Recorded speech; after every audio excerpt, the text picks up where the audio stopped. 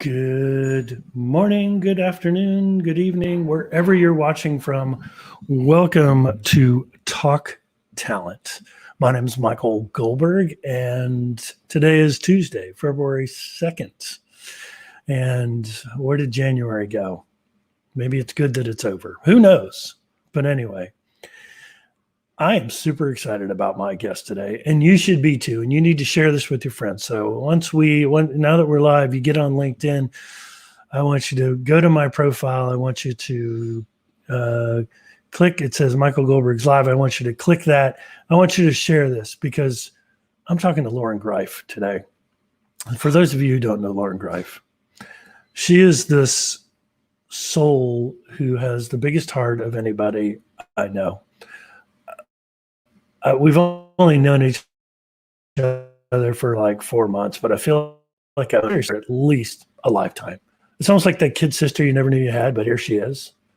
Because we're recruiting kindred spirits. You know, and I loved her. I loved kind of, if you look at her intro, it's like, I had a J.O.B, I had a job. But she spells it out, J period, O period, B period. But then I said, I'm tired of the J.O.B rat race BS. I'm going to do it my way. And so she's created her own recruiting agency called Portfolio Rocket. She's just launched it. She helps marketers. She helps creative agencies place the best talent out there. So it's not just about placing talent, but literally the best talent out there. And I know where she comes from because I did this at Freeman, at an American Heart Association. I used to recruit creatives all the time, and I loved it. So I am super excited to bring to the stage. Where is she? Here she is. All right. There she is. It's Loren Greiff. Say hello, everybody. Hello. Man, where's that fan base going? Michael Goldberg's audience. Woo, woo, woo. Well, now it's your audience, right? And look at this. Hi there, Richard. So you know Richard. No, it says that he worked for JWT. That's my alma mater too. Right, it is. You spent what? Was it 10 years or more than that? No, I was there for about 5 years. I was in New York City. Great place to learn about the world of advertising. I call it the Mecca.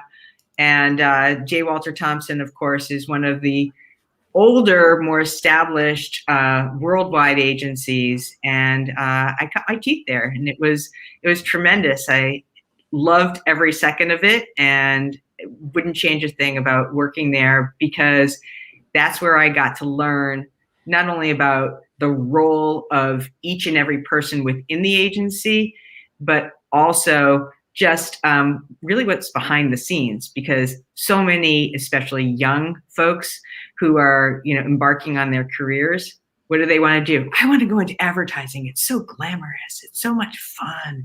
And sometimes it is, and sometimes it's like watching paint dry. So there's, it's like every job, right? It's not, or every career move, there's always more to it than what meets the eye.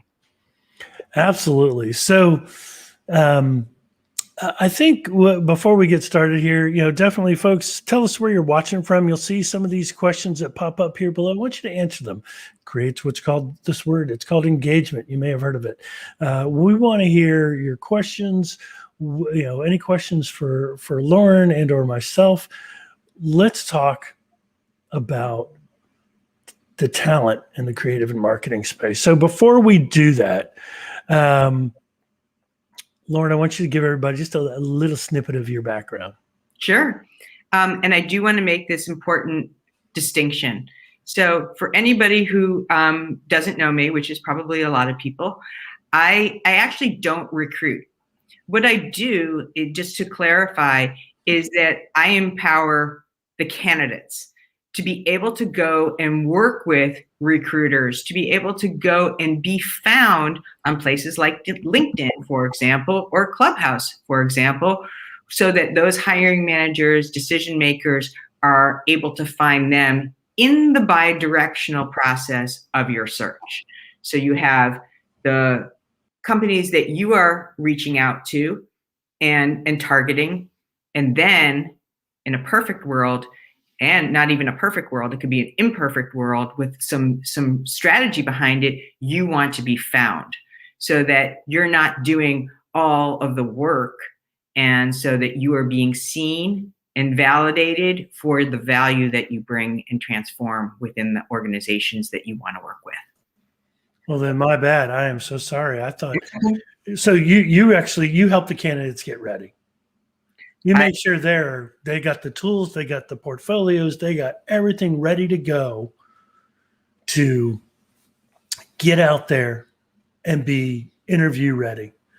And I think that is, so I did that last year, but it's great that you found a niche in that, especially with your background. So congratulations. So, when you look at your business, do you feel like you're getting just so much more out of doing this than what you did in your J.O.B? It is a complete night and day. The reason why I started Portfolio Rocket is because I was watching a lot of the creatives and marketers who I believe are the entire game changers of the business world.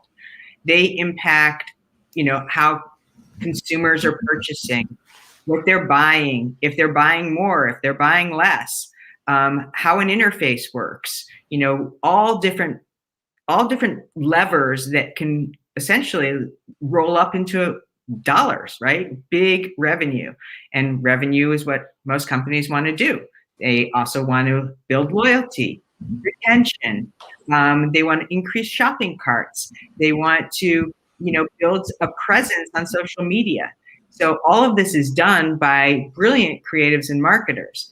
The issue here is that what happens if you don't, as a creative or marketer specifically, the people that are so good at generating ideas and so great at telling everybody else's stories, what if you can't do it for yourself? And that's a really tough nut for a creative and marketer to swallow. And part of that is because they feel, and I can understand this, I've felt this way myself, that they should know better. They should know how to do this. They do this all the time. It's not like an accountant that would have to all of a sudden be able to market themselves. They're marketers, they're creatives. They have this embedded in their DNA. So how is it that when I'm in that position to search and even negotiate, because I really do work from end to end, at the why stage all the way through the onboarding and the integration process. So how do you, as a marketer or creative, really go out there and be able to use yourself as the product and or service? Well, and I think a lot of people are also, and I know I experienced this when I was doing job coaching last year, was that people are afraid to talk about themselves. So whether you're a marketer, look, I'm a recruiter, but you know what? If I decide to go back into full time, you bet I'm going to reach out to a resume specialist. I can't do my own resume, but I can do it for others because I know what the right ingredients are. Right. So who would you say are like, what's the state of the industry right now? From your perspective? So, I don't want to avoid any elephant in the room or on the live, right? It's a tough market. It's a very tough market. It's a very competitive market. There is an overglut of candidates. And what that means is that there's going to be a greater supply of candidates than there are jobs that are apparent, jobs that appear on the surface through job boards or through any, LinkedIn, Indeed, or whatever that is. So it appears that the inventory of opportunities is very low. That being said, that's not necessarily the truth. And, I'll quote you, Michael, the numbers don't lie. So there are so many, close to 80 to 85% of all the opportunities that are out there right now are being transacted and occurring through the hidden job market, which is essentially building up your capital within your personal, your professional and your social networks. So as you are growing within your career, and we talk about this all the time, like connecting, and it can be scary, right? So I am seeing, whether it's my clients or whether it's out there in the market, that this undercurrent of activity enables a candidate to move faster through the process, and is a great place, the place truly to invest your time as a job seeker. So I say 80% on the connections, requests, building out your network, building out your social capital, really focusing in on that. And the other 20% of the time, go ahead and hit apply now. But that is really has been proven to be a very effective workaround. So definitely, if you have questions for Loren, certainly ask them in the comments. I'll read them aloud. She'll answer them. But I want to ask you, and I'll ask the audience, who are some of your favorite go-to creative and marketing people that you've worked with that candidates who may be looking in the space should reach out to? And again, not asking for a job, because that's not your role when you're networking.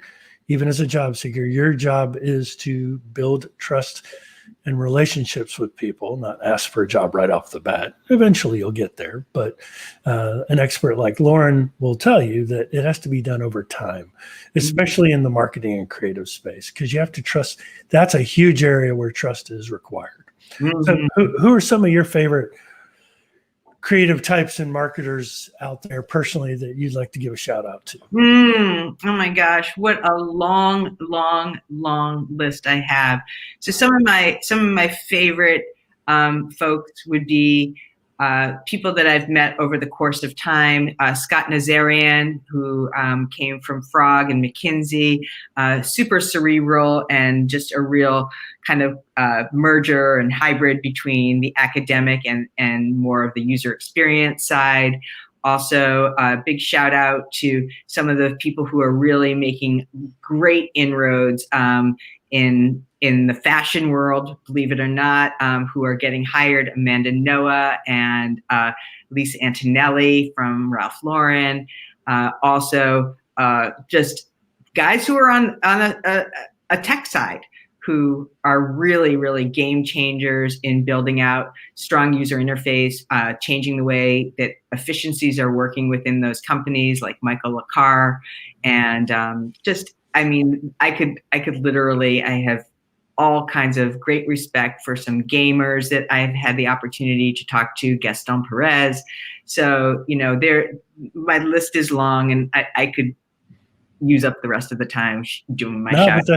But that's good that you can name people. And I think, when you're going through the interview process, I think that's a question, and tell me if you disagree or not. I'll pay you not to. I'm kidding.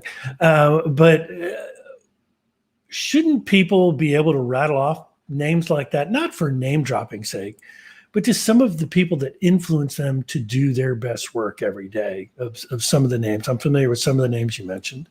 But do you agree that that's probably something that should be a good interview question that hiring managers should be asking? Absolutely. And it kind of works in tandem with, who are the thought leaders that you really gravitate to. And I'm not even meaning like thought leaders that they have to have a big following. What I'm talking about is people that inspire you, people who are influencing, as you said, a place where it inspires you to do better work. You see something that is game changing. You see something that is, wow, I should have thought of that. You should have those people on the ready. And I would also offer you an opportunity to flip that around and ask a hiring manager, and find out where they're coming from. And that can also be very revealing in terms of who it is that they aspire to and the leaders that are impacting and influencing them. Yeah. So did you see, Kirsten, thank you. Noah Kagan, who's the chief sumo with sumo.com, with AppSumo. AppSumo is a great tool. I don't know. He does a lot of YouTube, I believe. If my memory serves me correctly, I've heard of his name. Are you familiar with him? Me, no, I am not. But he looks entertaining. I would also go back to Kirsten rather, excuse me, and say, what is it about Chief Sumo? What is the piece that's driving that, and really see what in there is sparking that light for you. How might you be able to borrow from that? Yeah, tell us in the comments. And so, for the folks that are watching live now, tag some of your favorite marketing influencers out there. What makes them great, right? That's so important. So thanks, Kirsten. Okay. So let me hide that. So what are some of the key things that marketing and creative candidates should be doing? Like when they come to you for help, what's like the first thing you guys talk about in your opening conversation? Kind of let's peek inside into how the sausage is made, whether you're vegetarian or not. So what I want to know is two things in that initial call. The first is, tell me why you do what you do, right? Going back to some of the classic and most motivating pieces about why they are actually doing this as a career. What is it for me? What always excites me about those answers is, at the beginning, pretty surface level things. I like to solve problems. I love the creative process. And just the way that I asked Kirsten, well, what's underneath that? So many, many, many times they don't have an answer for that, because it really does require a lot of understanding about what it is that gets you up in the morning, and why under every circumstance that says no, you're going to plow through and get to yes. So once you have that why, the how just starts to fall into alignment. So what do you call this? The what? The shh. That kind of like, I don't know why I'm doing what I'm doing. But when it gets in there, you start really, really understanding your purpose, your why, and the driver to what may seem at the time like any length to get to that place. You're unstoppable. And the second question I like to ask, hey, Kevin, the second question I like to ask is, tell me about something that you've done that's either a big accomplishment or was a big transformer for any of the past companies that you've worked with. And what I'm listening for is the impact that they've had, right? What have you done to change the team, to change the product, to change the way that there was maybe a negative perception that is now an improved perception? What have you done that you're proud of that really speaks to some specific results? At the time, usually in those beginning sessions, they don't have any metrics. Sometimes they do, sometimes they don't. But really, I think that one of the things that's just super important is to be able to hear, even at the very beginning, at the very base level, what that story is. Absolutely. So you know how you can, on Clubhouse, you tap and untap the mute button? I kind of want to do this. Watch. Right there you go. That's my LinkedIn Live clap. Adaptation. Tell me if you love it. Tell me if you love it, people. I love it. There you go. So let me go back to Kirsten. The reason why she likes no occasion, he taught me creative ways to get email lists pre-GDPR. That's great. There are a lot of ways to get email lists. Kirsten, as Kevin, my friend Kevin Logan Jr. out of the Seattle area, Neil Patel. Neil is awesome. He's willing to give the marketing game away for free, right? And I think that's an important point. And I think, I don't know how you agree, but I do think, and we've talked about this, Brian Dean, he's the king of SEO deconstruct. So, hey, thanks, Kevin, for bringing that up. Is giving away things right. And so I had a post about that the other day, something that you commented on, is being authentic and being giving, and not doing it for the purpose of making money only. And there are a lot of those folks out there on LinkedIn. I mean, I'd say 50% of my email or connection requests are from people that I can tell want to make money. So I just hit ignore now. I don't accept them because I don't want to have meaningless connections. So what's your thought about being a giver, the way Neil does, the way I do, the way I know you do? What's your take on that? I'm going to give this away. It's real short and sweet. And I say this not only in my quote unquote professional or when I'm on camera or any of that. I say this in my personal life too. Service is my secret. It really is. And I'm not here. I believe that this audience of creatives and marketers have been greatly underserved. And when I say that, I mean that, yes, they may have been on job boards and all of that, but I want to see them thrive. I live for their success. There's no question in my mind. I live for that success. So anything that I can do on a day-to-day basis, whether it's posting on LinkedIn, where it's sharing, maybe a contrarian point of view, is going to be with one mission in mind, to be of service, to be helping, to be able to provide, a direction if that's what someone is looking for. But really, it's a consistent practice. So I keep that at the forefront of my mind. I actually have a little Post-it that just keeps me in that place where it is just so not about me. It's about what I can give in order to make sure that somebody else is winning, especially now when it can feel like a real labyrinth within the job search space. If you see me going on and forth and you see her flashing in and out, that's me clapping and applauding via Clubhouse style. If you're not on Clubhouse, you need to be on there. So let's talk about that for a little bit. Pardon me. So I know you're on Clubhouse. I don't know if you've moderated any rooms. I think Kevin was there. Thank you so much. Yeah.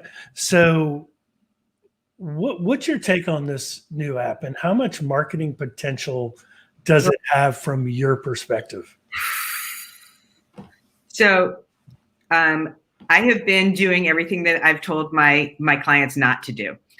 So I've been listening and lurking. I have been engaging very cautiously and trepidatiously. It's new for me, and sometimes I get like the nervous, like, that's scary.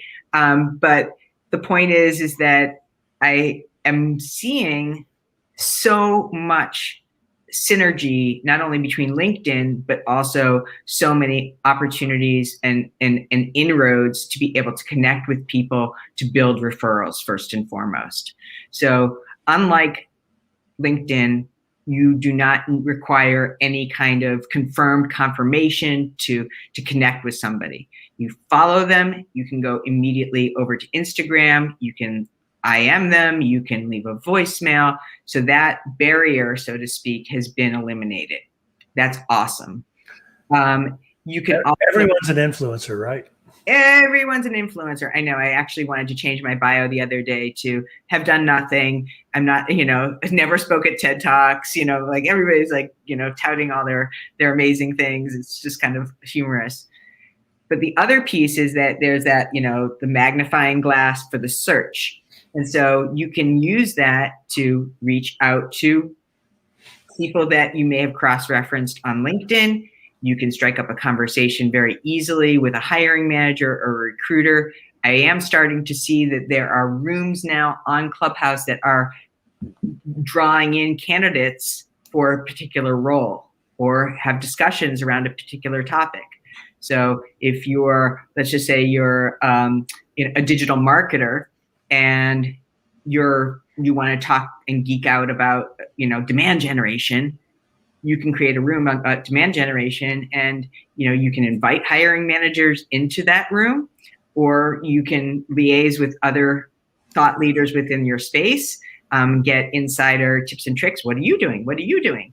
And when you're able to have those live conversations, it also helps to be able to, get to know people and go back and say, wow, Michael, that comment that you made the other day, like that so resonated with me. Would you like to like have a virtual coffee or, future conversation? And so you've really essentially primed the pump and built even a different level of connection. So I think they can work very well in tandem. I hosted one room on the hidden job market, and I will be doing more because I think that that's a perfect opportunity. Yeah, well, let's talk about the hidden job market. For those that don't know what the hidden job market is, it's really the hidden job market is getting in the door of companies and going to work. To me, this is my definition of the hidden job market. Well, part of it, the hidden job market are the passive job seekers, those that are not really looking. But the more important piece of it is the folks that are already inside the organization that need to grow that are ready to grow internally. And one of the things that I know that I've helped some companies with, and I know probably through your clientele have helped people, like once you get in that door, it's how you move up in the organization, and not just up. It's about moving across the organization to learn different verticals in each of the different departments of the organization. So when you do move up, you're more well equipped to be successful in that organization, number one. But most importantly, you're there to stay at that organization. They're investing in your future growth. And so what are your thoughts on the hidden job market? I always like to get different people's perspectives. So I'm going to piggyback on top of your definition and say it's any opportunity that is not visible. And I'm going to leave it purposefully ambiguous because you will never know when somebody has been let go from an organization, somebody's on maternity leave, they're expanding the department. You are not, as a job seeker, privy to what is happening inside. As you are developing relationships, yes, it's going to take time and you're going to have to, build equity and plant seeds. You want to be there before the need is actually slotted as an expenditure. So now you are, I remember, I just spoke with Jane last week, and, what she's doing and how she has made an impact in her organization, I think we should talk to her. So sometimes it's very preemptive. Other times it's being there in front of a decision maker, a hiring manager, or a peer, and having them influence that referral. And we know just from research that a referred candidate has so many upsides. They cost the company a quarter of the amount that it would be to acquire them from the outside. So about $1,000 versus $4,000. We also know that they move through the hiring process so much faster because now they are, a referred candidate. They jump to the line, and things seem to move in greater alignment, saving the company the man hours of actually going through additional resumes and that just heavy legwork that they really get exhausted from. And then people get back to their jobs because they made the hire, right? And that's what they're there to do. And lastly, another important point is that people who are referred candidates stay longer. They stay longer within the organization because they're more likely to be birds of a feather. So now the referred candidate knows the person that is referring them, and presumably they are more like the people that are already inside the company. They're happier, they want to stay longer. Companies love less turnover. And so it's a win-win-win across the board. So as you are building out those relationships, not that you're going to go in and ask for a referral right away. I think there's a lot of conversation around that. I'm really just here to provide you with some of the statistical and numerical reasons why it makes a difference for you as a candidate, but also why companies want to do it that way too, so that both parties are able to win at this process. Absolutely. I mean, that's you're hitting the nail on the head. And I think related to that, though, is you need to know before you start tapping into that hidden job market, you need to know what your net promoter score is. And in the recruiting world, that is, would you refer someone to come work at this company? Mm-hmm. Right? It's the $1 million question. Most people will say yes, or it depends. But your Glassdoor ratings, what kind of candidate experience did you have along the journey? Were you treated well, or were you treated like junk? And all that has to do, and all that's interrelated with the hidden job market. So no matter how you define it,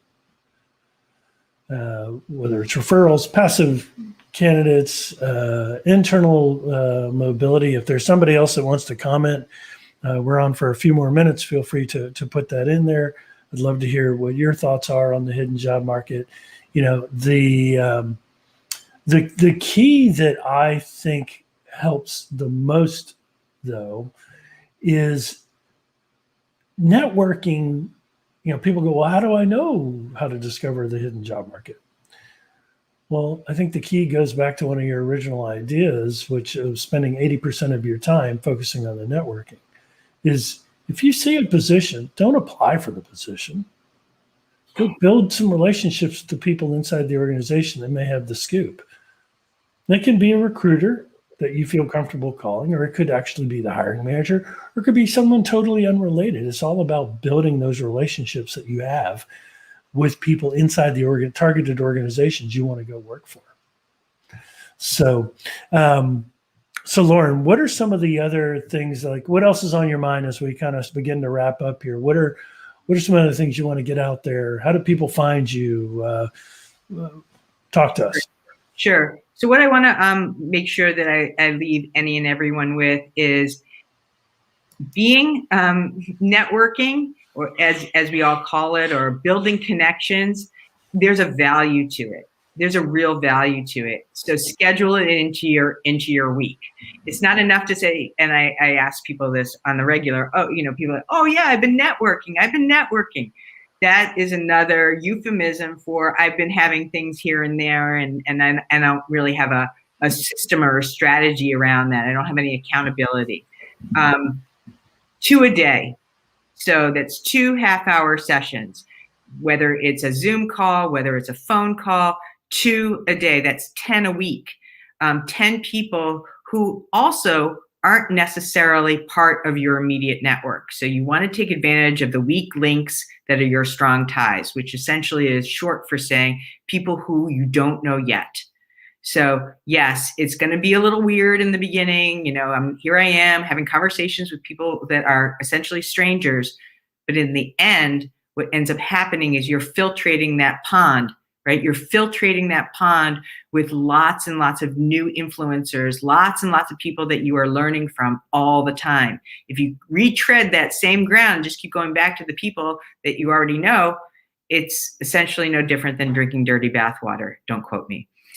So you want to make sure that you are going back in there and building those relationships, even people who are newer. So create a spreadsheet, some way that you are able to penetrate, a new audience every week or so. And then the last piece that I want to just add, since you asked, is you can always find me on LinkedIn and on Clubhouse. I put content out there almost every single day. I had a poll yesterday about how important humor is in the interview process. So if you want to chime in there are a lot of really, really salient tips, which I'm going to be using in my upcoming newsletter. So find me on LinkedIn, find me on Clubhouse, Loren G. So I'm just so excited to have the opportunity to talk to you, Michael, and to be a part of your audience. Yes, and I think you and I should do some Clubhouse. We need to do some co-Clubhouse moderating here, because I've got some ideas as you were talking, and I think, and hello, Brian White, hello, Marie. It's good that Marie said, sorry, Miss Mush the show. She was networking. Question is were you networking on a phone call? If so, good for you. And networking can be defined so many different ways, but to me, and I agree with you, is connecting with people via Zoom or via phone. Mm-hmm. email is, or text, that's not networking. No. You got to have that voice to voice. You got to have that face to face like we're having right now, right?